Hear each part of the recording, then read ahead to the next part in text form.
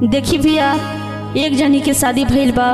गौना खातिर चिट्ठी लिख के अपन पति से का कहतारी। चढ़ली जवानी बाटे बढ़ता खिलौना, गौना ले जाए राजा जी, गौना ले जाए राजा जी, काटे धावेला बिछौना, गौना ले जाए राजा जी, गौना ले जी। चढ़ल जवानी बाटे, चढ़ल जवानी बाटे बढ़ता खिलौना, गौना ले जाए राजा जी,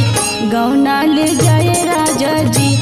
काटे धावेला बिछौना, गौना ले जाए राजा जी, गौना ले जाए राजा जी, काटे धावेला बिछौना, गौना ले जाए राजा जी, गौना ले जाए राजा जी, काटे